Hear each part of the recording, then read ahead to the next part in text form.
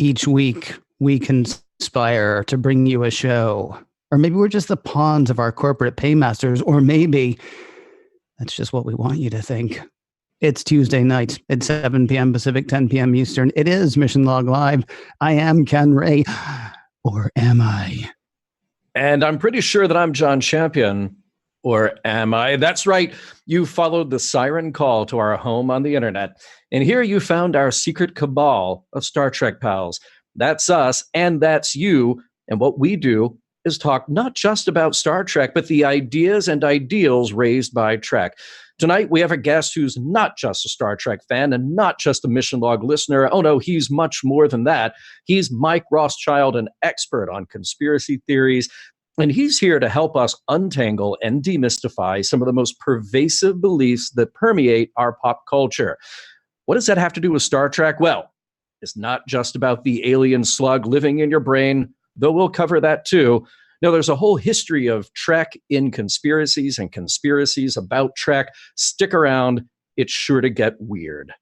And while you're sticking around, you can also make it weird by being part of the conversation. Click the Zoom meeting link or use the one tap from your smartphone or, call us. Do the thing where you unscrew the thing and do the thing so they can't listen. But then call us. 669-900-6833 is the phone number to call. 669-900-6833. Then you enter the meeting code on screen or in the description. Mission Log Live is here for you. Your questions, your comments. That's what keeps this show going. And that's what keeps the show interesting. Heck, it's why we do it live. So give us a call. And don't forget, however you're finding us, whether you're, catching the live show as it's happening, even as I'm speaking right now, or the recorded show, which sounds a lot like when I was speaking earlier, or, the audio only thing. If you're on YouTube, if you're on Facebook, if you're finding it on iTunes, Stitcher, wherever, we do welcome you. We do thank you for being here. We do ask you to do two more things. Please hit like on whatever platform you're on, and please hit share because we would love more of our Star Trek pals, hanging out with us. Yeah, and speaking of our Star Trek pals, and that is all of you, our friends, so it's time to do what we do, which is to say hello. So right at the top of the list, there's Tomas, there's Casey right away, Cooley. There's Evan. Is it Ken? Is it John?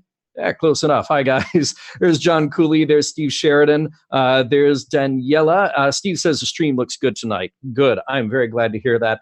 There's Chris Riker. There's Carlos, I guess referring to the idea of conspiracy, like Discovery is going to be canceled any second. Who knows? We might get to that. We got Dave Taylor. We got Matthew. Matthew, by the way, we're going to talk about in our poll coming up just a second. We've got Paul. Paul saying Ken has another cool shirt. Right there. Wow. There's Paul throwing the comments just right at you. Thank you very much, Paul. I appreciate that. This is actually an old shirt, but I guess I haven't worn it on the show. And thanks for noticing. Your check is in the mail. There's Robert. There's Matthew. There's James. There's Daniela. There's Donna. Just somebody. But hey, there's Judy Leary saying hello. And there's Barry. Just so many of our Trek pals chiming in tonight. Great to see you all. I look forward to the conversation that we're about to have. So welcome. And Ken, I believe we have a little bit of business before we get to the other business and then bringing on our guest. Well, for you and me, what do you call it? Convention season is pretty much over. It's kind of funny because it's really hard to call it a season. We gear up, and then we go to Comic-Con. Then 2 weeks later, we go to SCLV, and we're like, wow, some season, huh? But the season is not over for everybody. Dragon Con is coming up. It's next weekend, right? It's not this weekend. Correct. Or is it this weekend? No, it's around Labor Day. It's this weekend. Labor Day. Yeah, it is this weekend. Wow. That's right. Unfortunately, you can tell RPN isn't going to be huge there because, we're like, it's like sometime. But I do know that Sue Kissenweather from Women at Warp is going to be there. And I don't know, last count, I know it was over 15 panels that she's either going to be leading or be part of. So I would say throw a rock and you'll hit Sue Kissenweather, but please don't because we like her. We don't want anybody throwing rocks at her, but she's going to be all over the place. So if you are in the Atlanta area or if you're going to be at Dragon Con, seek her out because she's going to be part of some fun stuff. And also, it would be great for somebody to go up and go, hey, I heard about you on Mission Log Live, or I listened to you on the Roddenberry Podcast Network, or, whatever you want to say.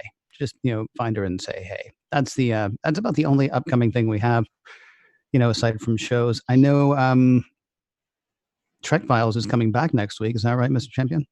That is, Trek Files will come back with the Robert Butler interview from Comic-Con. Fun fact about that, Ken, I did not get into the room for that interview. Fun fact about that, I did. I know. And it was a fantastic interview. I was a bit worried because I was part of the people that were making sure that it got recorded. And then Larry was like, hey, can I have that recording? We were like, yeah. And then just, that's it. But I'm glad that everybody is actually going to be able to hear it. Yes. Yeah, so next week, the Trek Files starts up again. A different kind of show for the Trek Files, because that interview was about 45 minutes, I think. That conversation was about 45 minutes. Longer than a normal Trek Files, but it was just a joy to be in that room, honestly. Cool. And the stuff that he had to say was great. And so I'm glad that you guys are actually going to be bringing that out to everybody else. Excellent. That's good. By the way, before we jump to the poll, some conspiracies coming in right now. John Cooley asked, how many times has Alex been fired this week? And then Barry Rice chiming in, I heard from John Champion that John Cooley is being canceled. So we'll just have to wait and see. Oh, and then Chris Riker says Ken is canceling Ray. So, no. Ray holds all the power. Ray holds all of the power. So I can't cancel that guy for anything. Yeah. Hey, we do have a poll question for this week, and we kind of had one for last week, and that no, we didn't. Last week, our poll question was, so why didn't you come up with a poll question? It turns out a lot of people don't think it's up to them. 57% of people said it was not their job. 43% said that they were busy. So you 43%, you really should have been on the side with the 57%. But hey, thank you very much for having our backs, or at least, pretending like you might have. We have a real poll question this week, though, John. Yes, we do. And it's courtesy of our friend Matthew Corey. Now, you remember Matthew, he wrote the original story for True Q, the episode that became True Q. And we did an interview with him right at the end of our discussion of Next Gen. So you can go back and find that in a supplemental show. Now, Matthew had pointed out that actually covered on Daily Star Trek News right here on the Roddenberry Podcast Network, that, of course, Worf is in the news because there's all this Star Trek happening. And Michael Dorn said, hey, I had this idea for a Worf story, for a Worf series. So the question to you, a Worf series, make it so or belay that order. The make it so's have it at 71%, belay that order at 29%. I even used Matthew's suggestion, the shot in Hide and Q of Worf being stabbed with a bayonet on that green skied planet. So that's what the belay that order you mean. That's what belay that order, not make obviously. it so. Yeah. Make it so we just have Worf drinking tea. Well, sure. Yeah, good tea, nice house. I know what you're doing. He's sitting with the Uxbridges at that point. With the Uxbridges, yeah. Can I just say, the first time I heard about this, which was Jiminy Christmas, like 17 years ago now, it feels like. It wasn't really that long, but the first time I heard about this, I thought that would be awesome. And then every time you hear about it more, you're like, nah, this isn't going to work. And then they come out with the Picard show, and I'm like, yeah, all right, let's do a Worf show. Why not? So I'm not trying to sway the poll. But if you make a show about a 70-year-old starship captain, surely you can make one about a 50-year-old, Klingon, or however old he would be in the timeline at that point. Mm-hmm. Yeah, why not? Why not? Yeah, They're a vigorous people. Hey, let's move on and meet our guests. So tonight, we are really happy to welcome, as I mentioned before, a Star Trek fan, a listener to Mission Log, and we struck up this conversation online. I was like, oh, wait, I've read your work before. So let's have you on and chat. Just be a sort of a mutual admiration society here. Mike Rothschild. Now you can find him at themikerothschild.com and on Twitter at RothschildMD. No, he's not a medical doctor. I don't think so, but we'll find out. You can also find his... No, you also find his writing at the Daily Dot and on Skeptoid.com. And guess what? He's got a book coming up in October called The World's Worst Conspiracies. So let us welcome our guest, Mr. Mike Rothschild. How are you doing tonight? I'm doing great. It's great to be here. Excellent. Well, welcome to the show. And, I know that we're going to get deeply into this because when you and I started talking, we were talking about the idea of how Star Trek is cited in conspiracy theories. Yes. But now we're kind of in this world where there are conspiracies about Star Trek and about production of, say, just all Right. this stuff. And I guess really my first question was to have you help explain why people believe weird, and that's, I don't want to use a pejorative out of the gate here, but why people believe conspiracies. But I guess I also want to ask, before you get into that, is it getting worse? I feel like, at least because of the world that I'm in, on the internet and trying to get information about Star Trek for my job, I just feel like there's so much more exposure to ideas that don't have much substance behind them. Right. Well, to answer your second question, let me see if I can do some math here. I don't think that it is necessarily getting worse. We've always had conspiracy theories.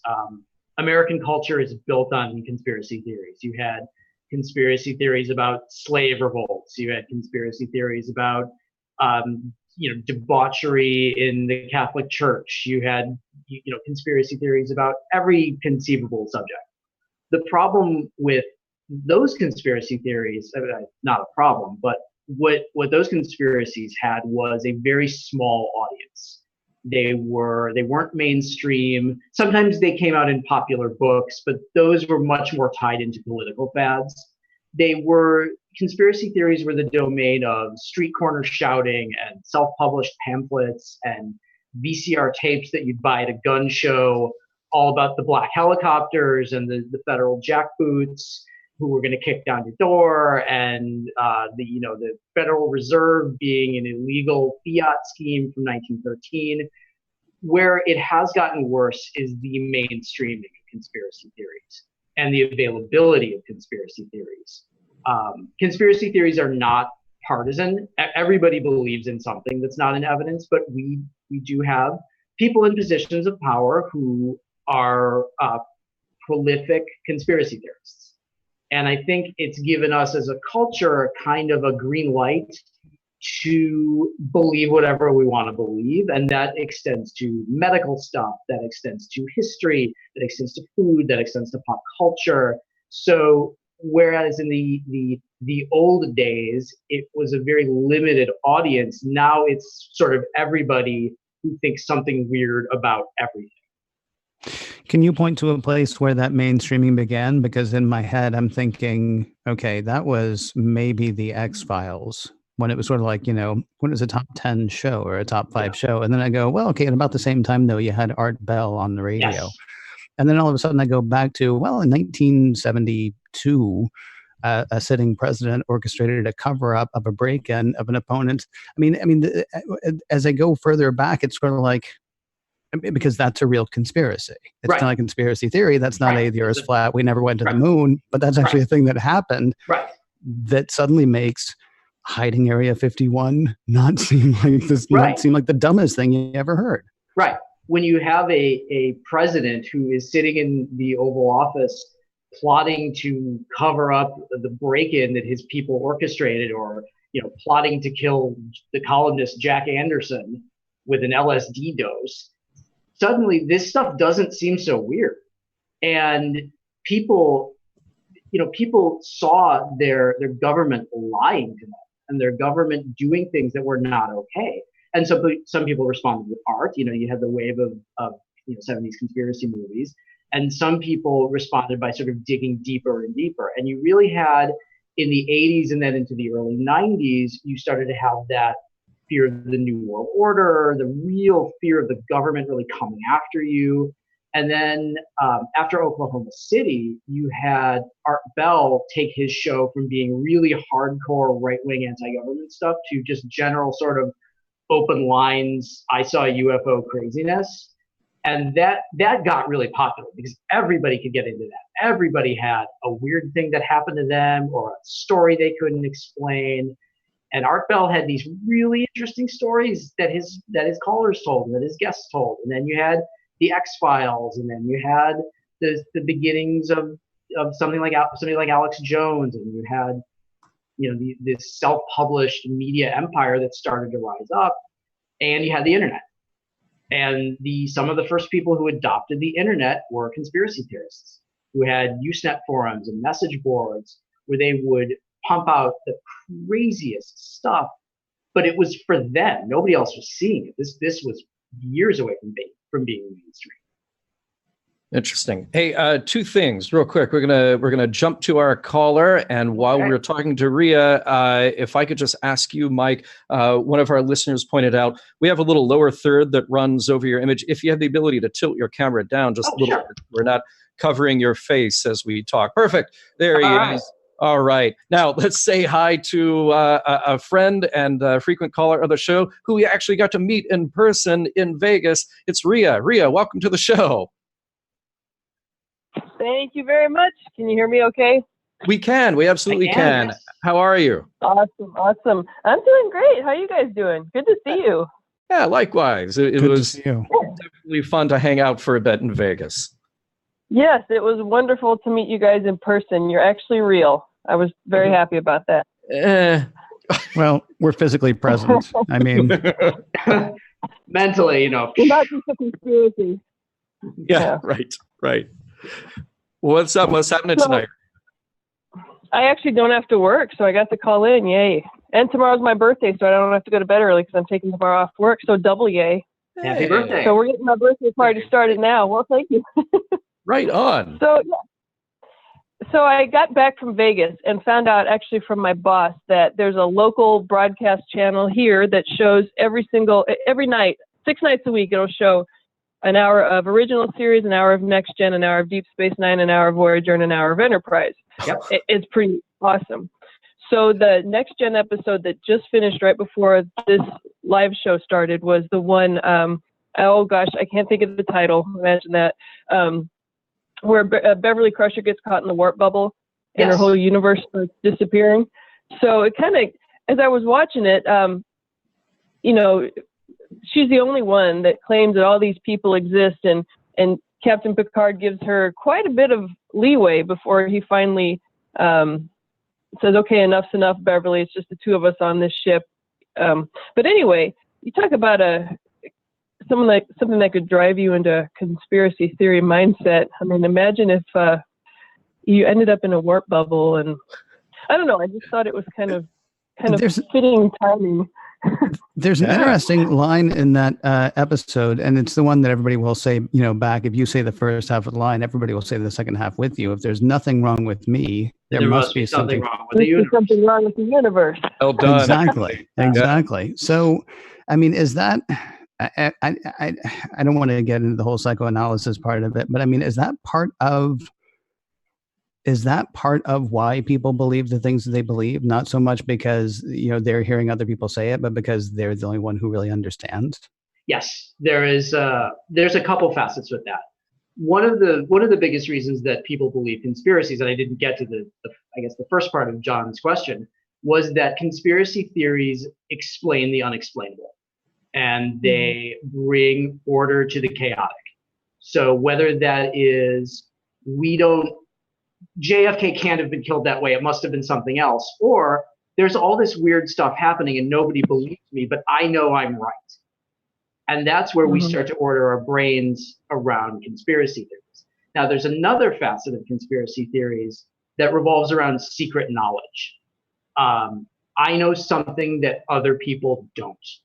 And whereas a lot of people will keep that to themselves, a lot of the conspiracy theory movement is about waking people up and sharing that secret knowledge, sometimes in rather vocal and insulting ways. But it's very much part of the conspiracy theory mindset that I'm the one who knows everything. I'm right. I know what I saw. I'm not a liar. Everybody else who doubts me, they're lying. They don't understand. Or if you get really deep into it, they're being paid off. They're working together. They're in a cabal. I mean, and it can get, if you let it fester, it can get really bad. there's a little bit of paranoia involved with that, I would say. Totally. But the human perceptual system is wired to see patterns. When you think about what we see, what we hear, it's just, electromagnetic waves. It's variations in, the pressure of the molecules of the air or whatever. So, I mean, everything that we see, like I'm looking at a commercial on Deep Space Nine right now, and my brain's creating a three-dimensional construct from a two-dimensional image that's basically just electromagnetic waves going into blah, blah, blah, whatever. So we're wired to see patterns. Mm-hmm. And so when you see, things happening in the world, and it's definitely got to be a conspiracy. I mean, the changelings have already come to Earth, and they've already infiltrated every government, And then if you're going to disagree with me, it's because you've already been compromised. Right. Mike. Right. That's who you really are. Yes. I love the way you said that. Anything else on your mind tonight, Rhea? Nothing of value. Just wanted to say hi. Good to see you guys. It's wonderful to see you, and happy birthday. And it really was it was fantastic to see you in Vegas, and I hope we get to again. It was fantastic to see you guys, and I look forward to seeing you guys again. Excellent. Take and care. Earl someday. Yes. You too. Yes. Take care, Rhea. Have a great night. Bye. Thanks. You too. Bye. Bye, Mike. 669-900-6833 is the phone number to call, 669-900-6833, or you can use the one tap from your smartphone, or if you're on the Facebook page, follow the instructions on the Facebook page. There's a link, and then there's a meeting code, and then there's Earl. And doesn't that make it worth it? I mean, and then there's Earl, and then there's us, and then there's Mike.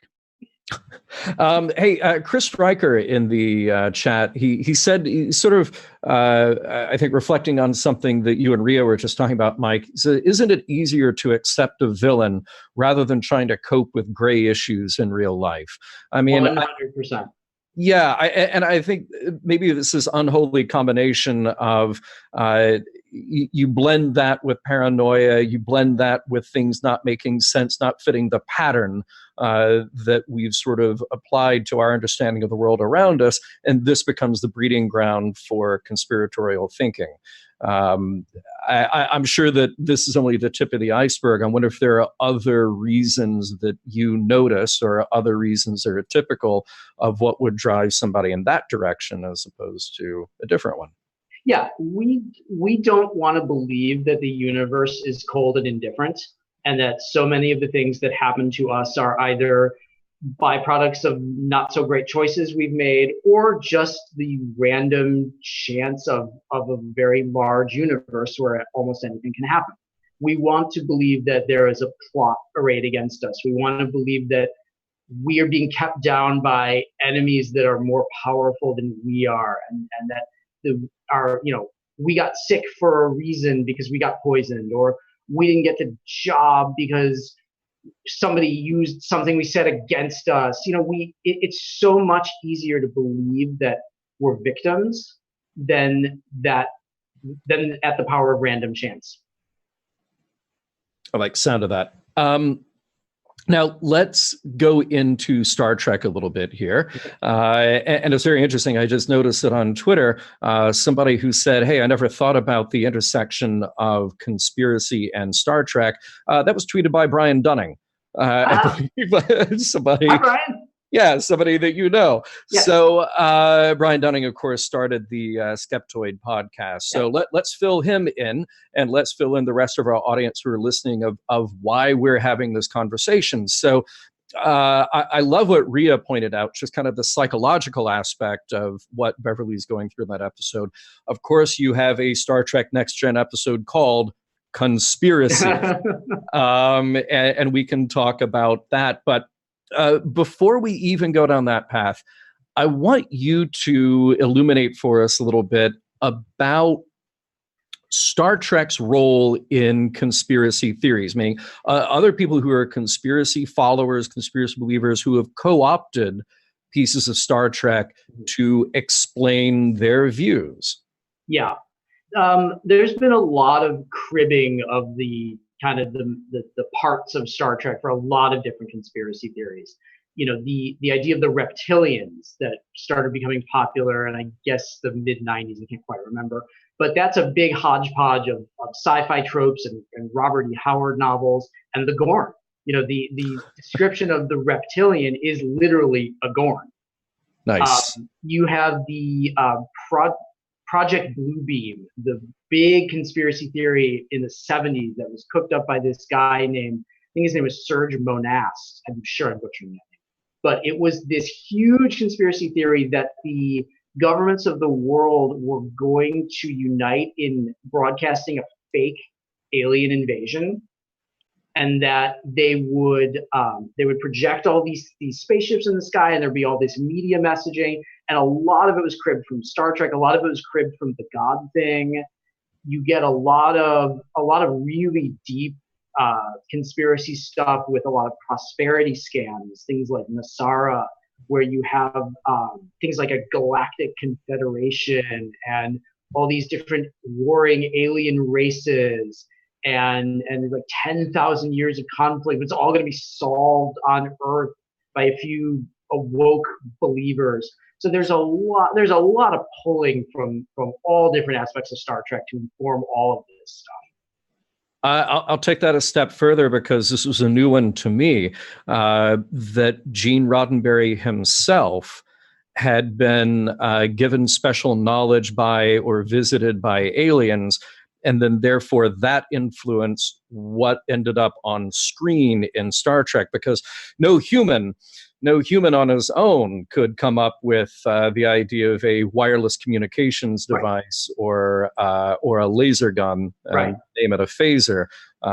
So then that had to be not just the aliens introducing these futuristic technologies to the TV show, but introducing those ideas to a wide audience who then would be able to better accept the idea of either a benevolent or an unfriendly alien force visiting our planet. Yeah, you get a lot of that in the conspiracy theory world. There's actually a term for it. It's called predictive programming, where the Hollywood cabal will seed their evil entertainments with messages meant to either prepare us for what's to come or make us docile and easy to conquer. So you had a lot of 9/11 stuff based around The Simpsons. Like there were still frames of The Simpsons that showed, the Simpsons episode that came out in 1995 that showed the burning Twin Towers, or if Bart pointed his hands at two directions and it was like 9 and 11. I mean, the thing with all of that is that it's shotgun. It's the cold reading technique of throwing out a million things, and then if a couple of them sort of hit, well, hey, you predicted it. 669-900-6833 is the phone number to call. 669-900-6833, or you can use the one tap from your smartphone, or if you're on Facebook, follow the instructions there, and then you'll be on with us. I kind of want to ask about conspiracies in Star Trek. I kind of want to ask whether or not you can actually still enjoy. Let me ask you a question, John. Forgive me. Do you want to do the thing that we do at the bottom of the hour, or do we keep? I tell you, I wish I'd go ahead and pose the question. We'll do the thing. We'll come back. All right. I don't know which one to pose first, but since we were on Star Trek, let's stay with Star Trek. I'm curious what some of your favorite conspiracies in Star Trek are. So putting yourself in the Star Trek universe. Sure. Like, what are the ones you're like, oh, that's fun, and that one's crap. And then I have other questions. And then I have other questions after that. But first, Mr. Champion does have a message to impart. Yeah. So if you're in the Facebook chat right now, which you are, you can say hi to Scott Palm. I just saw him say hi. I also just saw him wish a happy birthday to Rhea. So everybody say hi to Scott. Scott is a great guy. He's a great friend of ours, and he is a friend of our other friend, Chase Masterson, who created the Pop Culture Hero Coalition. Well, there is a part of that is the heroic curriculum. Scott has created the heroic curriculum, and that is an educational system with two goals. The first of which is to teach children with serious physical disabilities the important values of resilience, having a healthy identity, breaking barriers, and other crucial mental health and life skills. The other part of that curriculum is about teaching the peers of those children with disabilities values like inclusion, ending marginalization, and being an ally. Well, here we are recording this show toward the end of August. September is right around the corner, and then it's October. October is Bullying Prevention Month and Cerebral Palsy Month. So what a perfect opportunity to help us reach our first goal. And we are so close. We are just about $1,600 shy of that goal so that Scott's program can start and run for a full 6 months. So something amazing happened when we were at STLV. The women at Warp, as I mentioned before, sold pins for a suggested donation of $5. They raised $500. And then the very next week, somebody, Bruce, he was a donor on the website, went in and put down $250. So what does this mean? Well, the Roddenberry Foundation actually doubles every donation. So that 500 became 1,000. That 250 became 500. Now, this is great work, and it is not the easiest work to do because of Scott's cerebral palsy. So that is why the Roddenberry Foundation is joining with you to help Scott help the world. Here's what you do. Go to our Facebook page, facebook.com/missionlogpod. You can also go to Twitter, twitter.com/missionlogpod. At the top of each page, you will see a link to the fundraiser. Every dollar that you give will be matched by the Roddenberry Foundation. You don't have to give $500. You don't have to give $250, though we'd love it if you did. $5 becomes $10. 10 becomes 20. You will be contributing to something that truly embraces the values of Star Trek put into action. And remember, the Roddenberry Foundation doubles your donation. So that link again, facebook.com/missionlogpod, twitter.com/missionlogpod. Look for the post at the top of the page, make a donation, and look, even if you can't, I understand. All I ask you to do, share that post, send it to all your friends. We will all appreciate it, and you might be helping make the world a better place. 669-900-6833 is the phone number to call, 669-900-6833.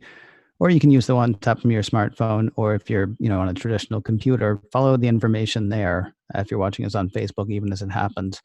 Then really quickly, for people who are just subscribed to the audio version, we do this every Tuesday night, so we'd love to have you join us. Maybe Facebook isn't your thing. I think we're on YouTube as well. If we're not right now, we will be again soon. I'm getting the yes from Earl. So we are on YouTube as well. So youtube.com/RoddenberryPod or facebook.com/missionlogpod. Either place, we'd love to have you join us live. But again, thank you for downloading it as you have. Mike, I feel like I'm asking these questions in reverse, but since we were on Star Trek, let's stay on Star Trek. Is there a conspiracy that happens in the Star Trek universe that you're like, oh, that one's interesting, or oh, that one's fun, or is there something in that universe that you see that and you're like, oh, saw that coming, or oh, didn't see that coming, but sort of fits the same bill? The one that I've been thinking about is it's in DS9. It's actually in season 3, and I don't think you guys have gotten there in the podcast yet. It's the 2-part episode with the hidden Cardassian and Romulan fleets, where they put this whole conspiracy together, and it's really well done. It's really well done as a mystery, and of course it's introduced in Defiant, where there's this, Thomas Riker knows about this thing, and he can't convince Kira that it's real. She's berating him for not being a very good terrorist, but she's missing this bigger thing. She's not trusting that he actually does know something. And of course, what he knows about is this huge hidden fleet that's conspiring to wipe out the Founders. And all of this stuff happens, and the fleet ends up getting to the Founders' planet, and Garrick is there, and Bashir is there, and of course, it turns out to have been a trap. So what I think is really well done about that is that it sets the conspiracy up, and it starts to make you think like, oh, there's really something going on here. And somebody has actually figured it out. This really is the sort of the lone researcher diligently putting these pieces together and figuring something out. And like, no, you've all just been puppets this whole time. We planned it all out. We had our own conspiracy, and you fell for it. So I think that's really well done. Now, I know you enjoy Star Trek, and this is why I feel like maybe I'm asking these questions in reverse order. You enjoy Star Trek. Yep. Do you enjoy conspiracy fiction? I mean, like, I love National Treasure. Mm-hmm. I don't feel great about loving National Treasure, but I love National Treasure. And X-Files was appointment viewing for me back in the day. And then it all seems to have gotten weird. Like now it's about vaccines and maybe we didn't go to the moon and, all kinds of things now that it suddenly seems like, this thing that was really fun to me is a lot less fun than it used to be. Do you, It's not, yeah. Do you still enjoy conspiracy fiction, or is it like, no, just give me, I'm looking for a Mike Hammer. I'm looking for like, for like the Maltese Falcon, maybe where like two guys might be conspiring to hide a thing. And that's about as far as it goes. Oh, I love conspiracy fiction. I love, I love those 70s conspiracy thrillers. They're so well made. They're so interesting. The acting's always so good, and the stories are always so interesting.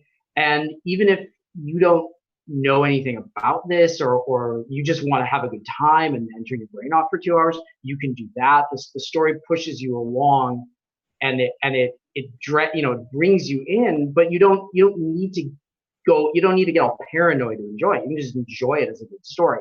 I think the problem with a lot of the more modern conspiracy fiction is it is entirely about sort of pointing the finger at somebody and then sort of pushing an agenda. You get these sort of hideously complicated Dan Brown novels and these Tom Clancy techno thrillers where there's a new faction plotting against another new faction, and it's hard to really enjoy it as a good story. But yeah, I love a good classic conspiracy paranoia film. Oh yeah, I love that. I'm curious because you've named the 70s ones a couple of times. Can you throw one out? Because I'm the two that I'm thinking of are 3 Days of the Condor and The Conversation, which is not exactly the Conversation's not exactly conspiracy, but it's got all the hallmarks. Are there others that you're like, yeah, if you want to start down this dark, lonely, sad road that will end with you in a corner, here's a movie. Oh yeah, Parallax View is terrific. I'm also a big fan of the dystopias because I think the conspiracies and the dystopias kind of go hand in hand. So I'm a big fan of all, the Logan's Run and Soylent Green and the first couple Planet of the Apes movies. So that sort of everything is horrible or everybody is plotting against us. I love all that stuff. That's hilarious. I'm sorry. 669-900-6833 is the phone number to call. 669-900-6833. Or use the one tap from your smartphone, or dial us up through Facebook. No dial included on the Facebook one, but you get the idea. Ken, I'm going to challenge you and Mike and our audience to help me find a movie. All right. And here's the thing. So you just named off some great conspiracy theory movies, and there are TV shows. Obviously, we're talking about Star Trek that weave in conspiracies, right? One of the things that drives me a little bit insane about popular fiction is that you take an idea like conspiracy, which is very hard in real life to prove because most of them are vaporware. Most of them are just people doing this mental exercise, right? But you take something like that, or you take, let's say, movies about the paranormal, ghosts or whatever. And even if you start out that movie or a TV show with the premise that you have critical thinking, skeptically minded people who are trying to do a legitimate investigation into something and kind of carrying the audience along all the time to say, hey, look, we're actually doing the work here. We don't just believe this wholesale. But because it's a movie, because it's a TV show, the ghost movie, the demon movie, the conspiracy movie, whatever, has to end with that thing being real. Mm-hmm. So 3 Days of the Condor, whatever you mentioned, the Clancy novels, whatever. Parallax View, yeah. Parallax View, yeah. The Jackal is another one, yeah. Right. So if the episode Conspiracy in Next Gen doesn't end with Remick getting his head blown off to reveal the little aliens, we didn't just get a conspiracy story. Otherwise, see, in my head, I'm like, boy, what I'd really love to see is they figure out that actually there wasn't a conspiracy. It was just some people who made bad decisions and now need to be reprimanded or removed from their jobs.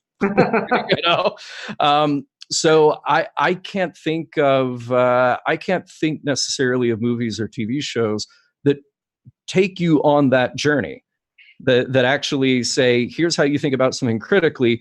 And when there's all this noise, all these claims being made, assumptions being made, here's how we can actually think our way through it. Yeah, it's hard with a piece of popular entertainment because you always want to justify the fact that somebody paid for it and spent a lot of money on it. So it's hard to pitch a movie where at the end the protagonist goes, "Oh, I guess I was wrong." You find it all the time in the actual conspiracy theory world, where you have people who think this thing is a conspiracy, but there's actually really good reasons for why those things are. But in a movie or TV show, you need that payoff. You need the exploding head. Conspiracy couldn't just end with the Starfleet admiral going, "Yeah, we moved those ships over here because there was an anomaly, and we signed that officer because he wasn't very good at his job, and you were listening to some people who weren't giving you good advice." And Picard to go, "Okay, cool." Right. Actually, it's funny. As we were talking, Carlos here in the chat says Star Trek 6. And here's the thing, I'll give that one a pass. It's a different conspiracy. Right. They go down the wrong path first, but then they figure out what's actually going on. What's going on is a conspiracy, but it's not what they thought. Right. I love that movie. That has a great example of critical thinking in it. Yeah, and it's a great example of an actual conspiracy. And I think where people sometimes get hung up is, they'll challenge you. Well, what about the conspiracy to hide, that smoking is bad? That's a conspiracy theory that's real. No, that's just a conspiracy.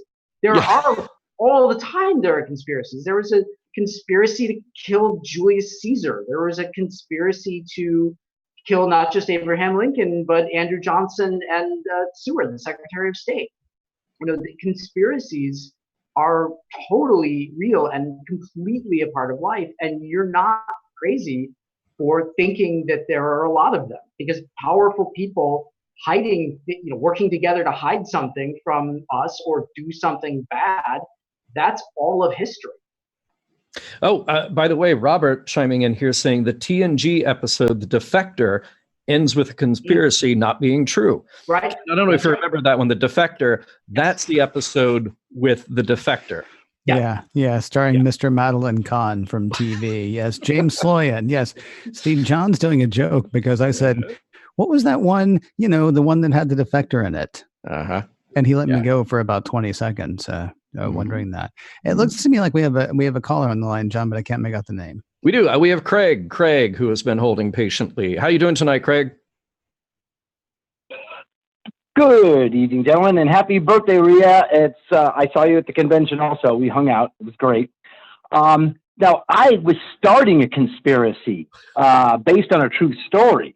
Oh, no. What my grandfather was a truck driver in the 50s and 60s, and he told me that a UFO had come over and picked his truck up off the freeway and put him on the side into the desert. There were no tracks anyway.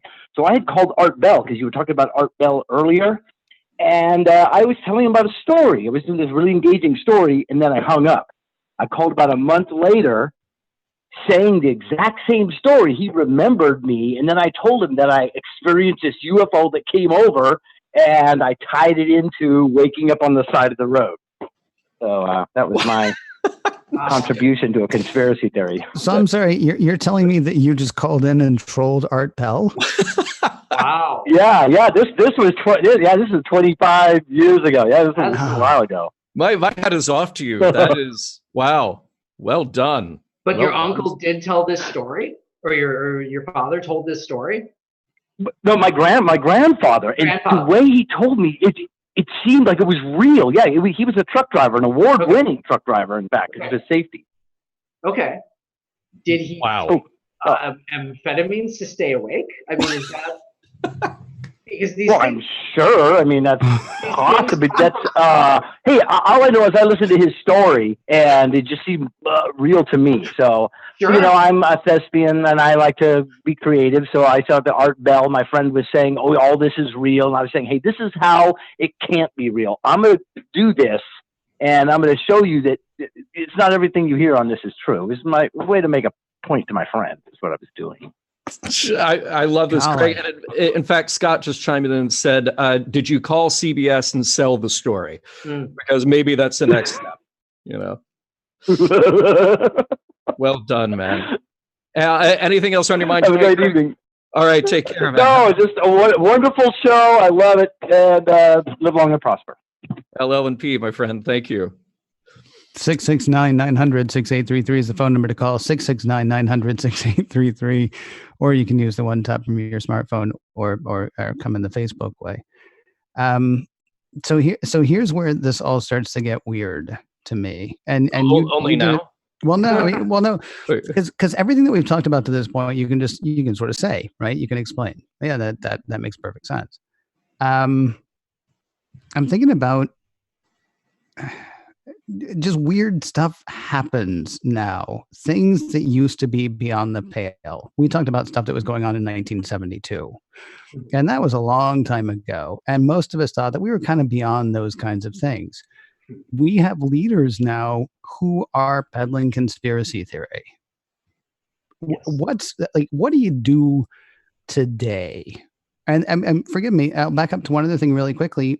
Right after the election in 2016, when Mark Zuckerberg said it is ridiculous to think that a few Facebook ads might have had anything to do with the election. Why did he think people were paying him for Facebook ads? I mean, right. You've got people coming out and saying, because we've been told for years, if you think aliens are running everything, you're an idiot. That's a conspiracy theory. And if you think the earth is flat, you're an idiot. That's a conspiracy theory. And if you think a few ads on Facebook can actually sway the world, you're an idiot. That's a conspiracy theory. I mean, it almost feels like having been told for so long that the things that were fun to think about are completely ridiculous, that's now a thing you can just automatically say to shut somebody down. Like now, I'm going to be afraid of being branded a lunatic because of something that it turns out, could easily be true. Right. And, aliens not included. Yeah, we are very susceptible to believing what we're told. And some people are very good at filtering out a lot of that stuff, and some people are not good at filtering out that stuff. And what I've found, at least in the last few years, is that there's a real digital literacy problem. And the generation that is getting sucked into conspiracy theories the most is not teenagers or 20-somethings, because they know their way around this stuff. It's boomers. We're finding more and more that the people who are sharing Facebook stories about any sort of conspiracy theory are more likely to be baby boomers than almost any other generation, because these are people who did not grow up with the internet, and they didn't grow up with that skeptical filter on stuff that they read from the news media. It's a lot of people still live in that world where if you read it, it's true. And if it's not true, then it's marked as fiction. It's a fictional book or a fictional movie. It's very hard to sort through these stories that look authoritative, that seem like they know what they're talking about, and figure out whether or not they're true. And so you have a lot of people who don't have digital literacy and don't have people in their lives telling them that that's not true. Research that more. Don't share everything that you see. Don't mindlessly retweet stuff. So it's unfortunate that this older cohort has gotten so sucked into this. Well, you make an interesting point, because when a lot of the boomers were, in their prime, certainly younger than I am now, there were three sources of news. Right. And newspapers, but there were three sources of news. And the newspaper, had been in town for 100 years, and you knew you could trust it. And then, and then came cable, and then suddenly there were 5 sources of news, and then 7, and then suddenly news is opinion. And that is a good looking website. So it must be, so. Yeah. News is now infotainment, and it's presented with lots of graphics and a nice looking guy in a suit who's kind of shouting something at you that kind of makes sense with the way that you believe things. And I'll watch a little more of that, or I'll read that article. And then, within months, your entire Facebook feed is all conspiracy stuff. Your YouTube algorithm has sunk its hooks into you and is just churning out video after video after video after video on autoplay. Each one's just a little weirder and a little darker, and soon you have radicalized yourself. And people don't sit down and decide to believe in these insane conspiracy theories like Pizzagate or stuff like that. it just happens because the gates are not closed, and the bad stuff gets in. All right, so it's worse. Yeah.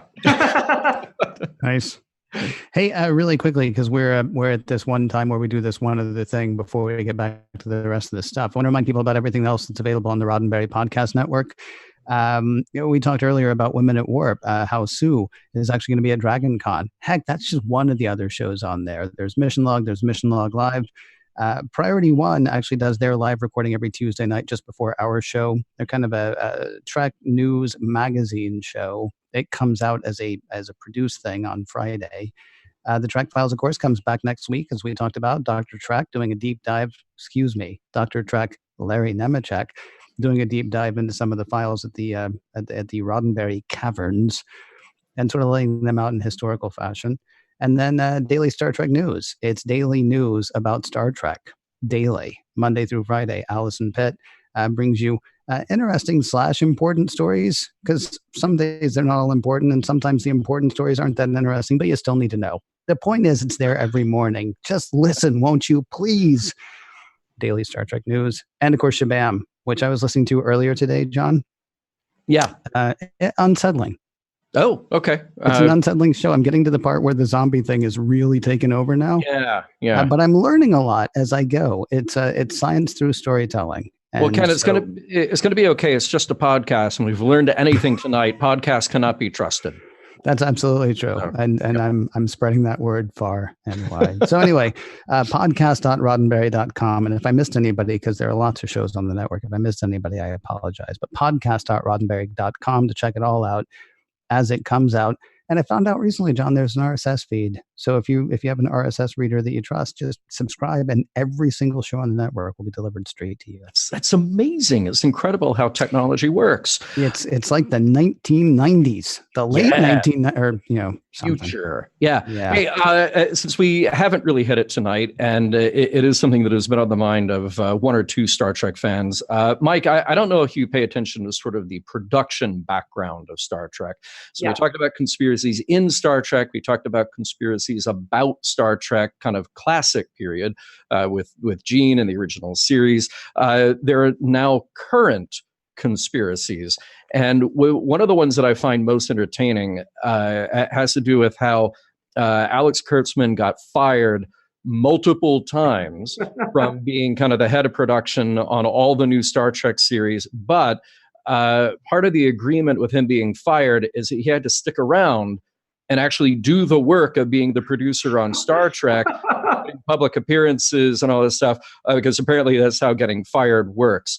And the thing that I find, first of all, it's just silly, but the thing that I found so interesting about it is that it speaks to something about getting deeper and deeper into conspiracy theories, that very often the conspiracies mutually exclude each other. So I read something somewhere that for people who believed that Princess Diana faked her own death, it was more likely that out of that group, they would believe that Princess Diana was killed by a conspiracy plotted out by the royal family or whomever. So those are clearly two ideas that contradict each other.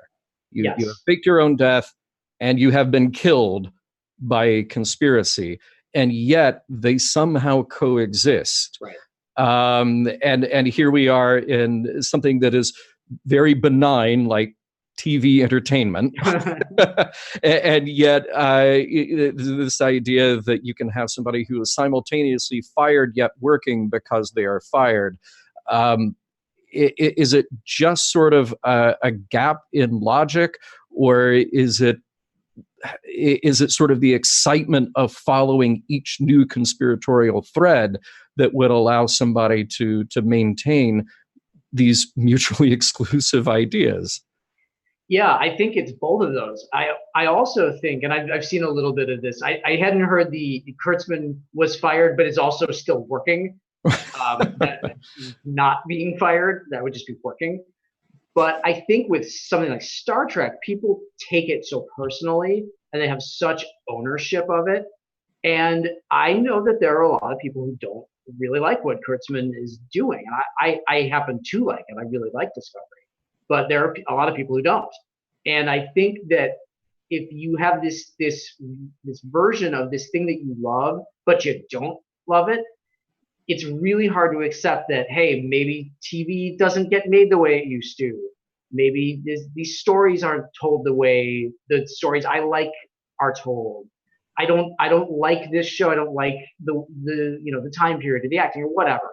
And it's a lot easier to sort of concoct this big corporate plan to make it popular, but also make it fail and all of these other things than to just admit that maybe Star Trek is not your thing anymore. And I think people come up with these insanely elaborate schemes. People do the same thing for the new Star Wars. They come up with all of these bizarre, contradictory explanations, and maybe they just don't like it as much as they used to like it. And it's really hard to admit that. It's really hard to say to yourself, hey, I love Star Trek, but maybe I don't love it so much anymore. It's got to be these other people who ruined it. Since we're up against the clock here, and there are a couple of important ideas that I want you to be able to wrap up for us tonight. So first of all, I want to ask you, what's the harm? Because we're talking about something here that is a relatively innocuous. Like, look, if you believe that Alex Kurtzman got fired but is still getting paid to do work because he's fired, that really has no bearing on Star Trek coming out on, CBS All Access or whatever. It doesn't matter at the end of the day. Some conspiracy beliefs might matter, though. Is there some other harm that we're not addressing? The Kurtzman thing is fine, whatever. Yeah. But the harm in starting to believe even smaller conspiracies is that if you believe one, you're susceptible to believe more. So maybe you believe that you saw a UFO, and then you look for some videos about that, and then you see, UFO Nazi bases in Antarctica, and that's I could believe that too.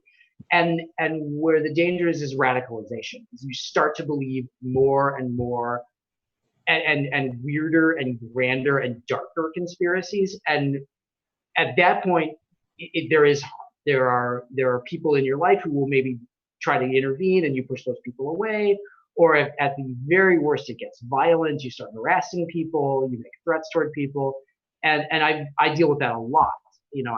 I deal with a lot of people who send me a lot of really inflammatory stuff, and I would imagine that most of those people started with believing some harmless little thing, and then they just got deeper and deeper into it. And then I want to kind of wrap it up by asking, by the way, Stephen has a nice addition to what you're saying here. So, the erosion of fact-based reasoning is something to be concerned about here. So, Stephen, thank you for that contribution there. Very nice. And then, Mike, I'm going to ask you, so since there is a problem to be addressed, what are our best tools for avoiding that trap of believing unsubstantiated theories and trying to direct ourselves to believing what is true and factual as opposed to what might be convenient or just sort of have an emotional appeal? Sure. The biggest thing we can do is not be part of the problem. So don't retweet stuff without looking at it. Don't share stuff on Facebook without looking at it. If the story seems like it doesn't make sense, take 2 minutes and look into it. If it seems like a story that isn't in the news, it's probably not in the news. If it seems like something that's not capable for a human or that's outside the bounds of science, it probably is. So just think critically a little bit more. Take that extra step. If you've got somebody in your life who is a hardcore conspiracy theory believer, don't argue with them. Don't try to debunk it. Don't go toe to toe. They will always have something else that they'll pull out. Just be there for them. Let them know. And I got this from Brian Dunning. Let them know that they mean more to you than the conspiracy means to them. Just be a good person for them. Be a resource. Don't insult them. Don't call them crazy or stupid. Even if you think they are crazy or stupid, don't say that, because it's just going to make them dig in deeper. And believe explanations that are simple. Don't assume that everything needs to be a conspiracy. Don't assume that there's 12D chess going on. Sometimes things just happen. Sometimes people do bad things or stupid things, and there's not always a reason. Occam's got a good razor. So use it a lot. Nice. I'm sorry, no sponsorship messages on this show, Mike. Hey, really quickly, just for people, because I personally have really enjoyed this conversation, and we are so up against the clock. We're actually past it at this point. But for people who want to keep up with what you're doing, people who want to find out more, what are the 2 or 3 best places for them to check out? I'm really active on Twitter. God knows why. Rothschild MD is my Twitter handle. Yes, that is Rothschild, like the banking family. No, I'm not related. Please don't. I think that's just what you want us to think, but that's fine. Go. Right? Yeah.